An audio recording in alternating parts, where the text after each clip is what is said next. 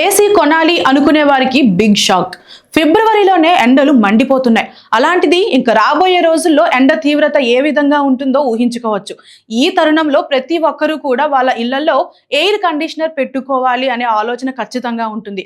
అయితే ఈ air conditioner ధరలు కూడా 5 నుంచి 15% పెరిగే అవకాశం ఉండొచ్చు. అయితే ఉదాహరణకి చూసుకుంటే 1 టన్ను ఏసీ ధర 35,000 రూపాయల నుంచి మొదలు కానుంది. అలాగే 1.5 టన్నుల 5 స్టార్ రేటింగ్ ఉన్న ఏసీ ధర 45,000 నుంచి ప్రారంభం కానుంది. ఇంకా ప్రీమియం క్వాలిటీ ఏసీ ధరలు అయితే మాత్రం ఇంకా ఎక్కువ పెరిగే అవకాశం ఉండొచ్చు.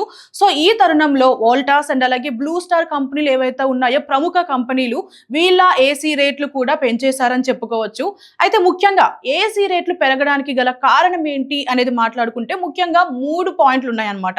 మొదటిది చూసుకుంటే ఏసీలో వినియోగించే కాపర్ అండ్ అలాగే అల్యూమినియం ధరలు పెరగడం. రెండవది BEE స్టార్ నిబంధనలు అన్నమాట. అంటే ఈ నిబంధనలు ఏంటి అని అంటే ఏసీలో యూజ్ చేసే ఎక్విప్మెంట్ ఏదైతే ఉంటుందో ఈ ఎక్విప్మెంట్ ప్రీమియం క్వాలిటీ ఉండాలి అంటూ కూడా BEE నిబంధనలు చెప్తున్నాయి అన్నమాట. సో దీనివల్ల ధరలు పెరిగే అవకాశం ఉంది.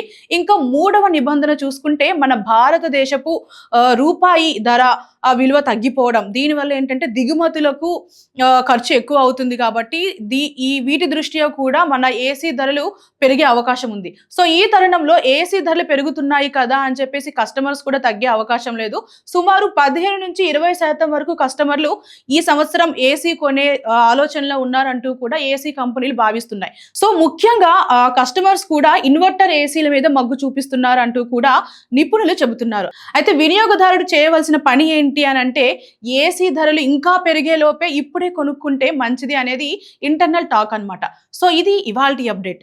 మరిన్ని ఇంట్రెస్టింగ్ అప్డేట్స్ కోసం మన జిఆర్ టీవీని చూస్తూ ఉండండి.